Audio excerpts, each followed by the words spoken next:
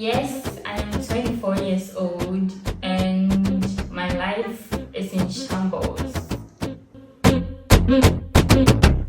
Hi guys, welcome back to my YouTube channel. So I'm Odell and I'm so grateful you tuned in. Okay, so this is the first episode of the virtual diary I'm making of myself, just to track myself, my progress, how I am doing in life, my physical health, my mental health, and then also to, of course, motivate and educate people out there who are also going through life like myself and whom we have similarities, and just to let you know that, girl, you're not alone. Like adulting and adulthood, either being a scam or a reality, you have to face it, and I'm trying.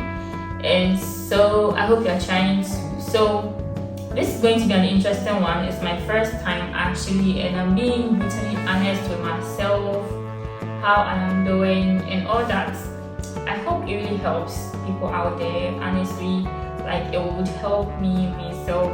So that's the basic idea of this virtual or video diary I'm making of myself. But before everything else, today I just decided to sit here. I have my yoga mat and decided to sit here and talk behind the camera, and it's my first time using the camera or my phone with a back camera. I don't really see my face. I don't know how I'm looking. I don't want to like go and check it and then be like it's ugly, so I'm deleting it. No. So episode 1, let's go. Alright, so I am Ojo Elizabeth. That's how come I generated my name Odell. OD from Ojo and then EL from Elizabeth. So Ojo Elizabeth, I'm Ghanaian. Either way, it's how you would pronounce it. I'm Ghanaian, 24 years, and I'm trying to figure out the reason for my existence practically. I have been adulting for the past 8 months. It is not navigating. I don't know where I kept the map. I don't know whether I have the wrong map or not. That's why I'm keeping track of myself, Currently, I am a midwife. I just completed midwifery training college here in Ghana, Kumasi to be precise, and I'm currently doing my rotation national service, and it's my first time being independent, being off of people's control, being it my family or being it my parents or my siblings or other people from the extended family. Actually, come to think of it, I've never really been under the guidance of my parents, as in under the same roof with my parents for like half a year straight. I think that has had a toll in my life. It has made a grave impact, a negative one. Personally, I do not really like to talk about myself much. Well, obviously, there is not much to talk about myself. There is not much to write home about. But best believe, I am disoriented, honestly. The first time grasping life in my own hands and trying to navigate on my own. Why am I saying this? All my life, I have been under the rule of parents, like parental guidance, and then the guidance of my family, other family members, and being with my siblings, my grandma, and then my aunties. And so I have moved from houses to houses. So I had to leave my parents as early as kindergarten to live with my foster parents. I'm not saying this to shame them or stuff like that, but I am reminiscing. I'm just trying to reminisce life and what went wrong where and how I can fix it. I don't intend to blame people in my past lives for my present life or for my future life. No, I want to heal my inner child, and I want to forgive some people in the past.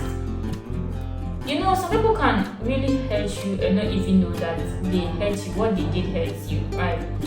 And you would not even know it was something hurtful. As far as I can remember, when I was a kid, I was very outgoing, very outspoken. I was very loud, cheerful, and I had to leave my comfort zone to my foster town for the sake of my education, and my parents realized I was brilliant. As young as I was brilliant, so they tried to help me in my education. So they chose that decision. They chose to make that decision for my education purpose. But I feel like, in as much as it helped my education, it also dwindled some aspects of my life. I mean, social aspects, physical, and even mental, because I didn't get the motherly and fatherly love, like parental love that every child yearns for.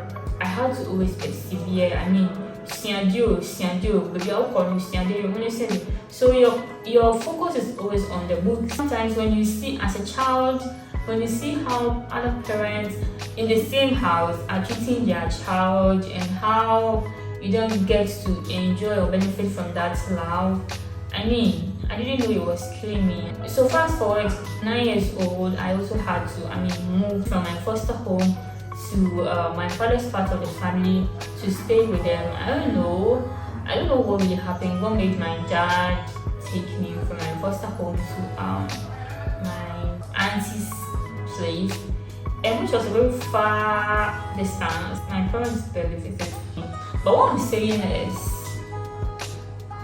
I was 9 years old and I never really had this bond with my parents. So then, and you see, when my auntie's husband returns to the house from work, how the children run to him and hug him, and then you're welcome, he brings them gifts and stuff like that. I was always jealous. I'm like, what went wrong? Like it seems like my parents don't want me, that's why they are doing this. That's why they are sending me from one house to the other. Is something wrong with me and something like that? Because over here where I am, I don't really get to feel that love. Like you get what I'm trying to say, yeah. And then I had to go to school. My first day at school, primary 4, and grade 4, and 9-year-old class. I don't know how it is in your country, but where I am, it is primary 4. I was in primary 4 at 9 years old. In my first day at school, and I had to wear my cousin's old uniform. It was torn on the chest, like here. It was an old uniform first off, and then it was torn on the chest. Bent from the iron that they used to iron the dress. It was torn literally on the chest like this. And as a newcomer, why should I wear something like that? But I was young and naive, so I had to wear it before I get my own uniform and stuff like that. And I wore that uniform for almost throughout the semester. I'm not joking. I was criticized by my classmates and stuff, and I was always the odd one. When a tutor comes to the class, they're like, so you have a new student, get up and introduce yourself. And I get up and they're like, are you the new student? Like, nothing shows, no new uniform, like no nothing, like. And I'm sure if I were to live with my parents, this thing wouldn't have happened. I was young, so at least I managed to get through that. I remember I did something wrong once. I didn't do anything wrong, come to think of it. Like, when I was in class 4 here, I was given 70 pesos. They give us 70 pesos to school in my currency. You buy food, then times. I barely ate. You buy food once, 3 p.m. School is over, so you go to the house, right? So I always kept some of my money with me. As a kid, I was trying to save. Let's just put it that way.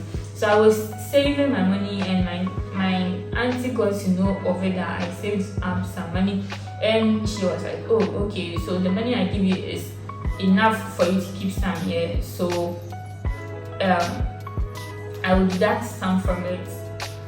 And she did, which I think was not fair. She did. She deducted like 20 pesos.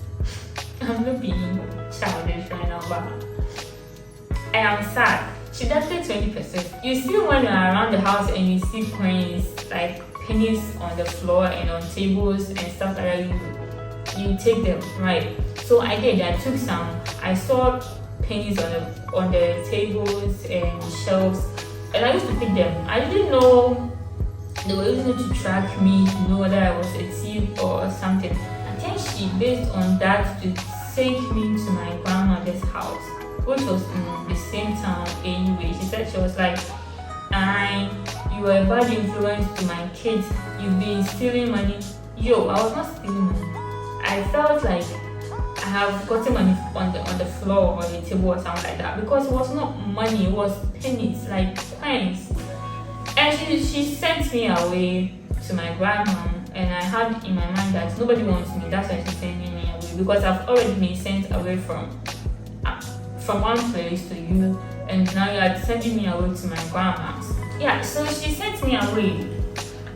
I had to live with my grandma, but it was in the same town, not far from my school.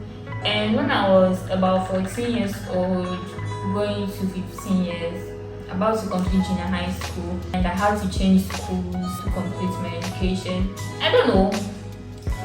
Her children was also in that school. I mean, she changed her children's school to that school before I also changed schools to that same school. So what I'm talking about is, on my first day at school, at junior high school, second year junior high school, I had to wear her daughter's old uniform again. And mind you, at that time, I was old enough to know that this is not good. I was an adolescent. And that same situation happened when I went to that school. And every teacher would enter the class and be like, you have a new student, and introduce yourself. And they would even wonder if I'm a new student, because look, judging from what you are wearing, nothing shows that you are new. I mean, you're from your bag to your uniform to your shoes, you are not a new student. What's this? I was embarrassed, and you definitely find bullies in the class to laugh at you. Even when you are used to the environment, they will remind you of the first day you enter the class, looking shabby and stuff like that, and they will always tease you and make fun of you, and that was not cool. That made me detached from them. That made me start to feel the loneliness and how dissimilar I was from them, because nothing about me was in common with them. I don't know, the English is not English. But what I'm trying to say is, I saw myself to be very different from them, so I had to detach myself from them, because anytime I try to attach myself with them, they remind me that I'm different. You on your first day at school, you're wearing this old shabby uniform, and you were wearing these shoes and stuff. They always bully you. You see those girls in school, they will always bully you. So I was bullied. Yeah, I didn't know that was bully, but I think that made me feel like unloved. I mean, from the house to school, there was no love anywhere. Nobody showed love. But what helped me get through it was I was academically good, so people who needed academic assistance gets to me. That's how come I tried to make some friends, and then also studying with other academically good students made me get some few friends. So that was that. So fast forward to senior high school, everything was cool, but that place school was very far from my home, so there was no chance my parents were going to visit me at that place, except when one occasion where I was among the best students who received the award, so they came to support me. It was my first experience at the boarding house, and see how people's parents used to visit them often, and how they bring them gifts and money and food on weekly basis. And when someone opens their box here, things you will see with your eyes, your mouth will feel talk. Like, and you'll be like, so me, am I a chicken or I'm cassava? Like, you don't have anything in your box. So I even abandoned my box somewhere first year before second and third year, because I'm not seeing anything. When I open it, I only see garbage stuff. I am grateful. I'm not saying I'm not grateful. I am very grateful, because that made me who I am today. But what I'm saying is, in as much as you have given birth to a child is your responsibility. Like, check on them, communicate with them. I mean, if you are a parent and your child is grown like me, and there's no way you can turn things to where it used to be, it is not late. When you get this message here, talk to your child. Like I'm saying, as of now, I've never even had a one-on-one communication with my parents. My mother is very cool. She barely talks. My father is outgoing. He is someone I think I can talk to. I mean, I might have this conversation with him one of these days, but I am not blaming people for my misfortune. I know that it was the best decision they had to take because of my education, and so because of that, other parts of my life suffered. Now I have to do life on my own. Now I am a midwife, living alone. I can't even take simple decisions for myself because I can't even take simple decisions for myself and honor it, because all my life I have been dictated for. I have been checked by parents. I have been made to follow some strict rules, and now without that supervision and that control, I feel like I am relaxed behind the wheels of my life. Not to say incompetent, but I feel reluctant to do something. I feel like nobody's checking me, nobody's coming to be like, you didn't do this, you didn't do that, I'm going to punish you. So I do things as in when I feel like it, and it is trying to delay my life. It has not delayed my life, I'm just getting started. But I really want to focus and be focused and to be achieved. So right now I am old enough to be on my own, old enough to take decisions for myself, and old enough to say no or yes to situations. And yet still I don't know when to do what. Decisions and choices in life are overwhelming, and making them without supervision like I used to is also complicated, because I feel like I have a lot of time at hand, nobody's checking me, so I'll do things at my own pace, and that is causing a delay because I write down things that I'm supposed to do today. Trust you, believe you me, I don't even get to half of the list because of it. Like, you eat what you feel like eating, you drink what you feel like drinking, you sleep as someone you feel like it, and you can't even say no to external forces. As of now, people try to take advantage of you at work and stuff like that, and you can't stand for yourself because you never even got the chance to stand for yourself. And that is something I'm trying to change in my life. And if you have a similar situation like me, just know that life is not a race. We take things slowly, we forgive people from the past, and then we focus on the future. Take things gradually, and everything will be well with us.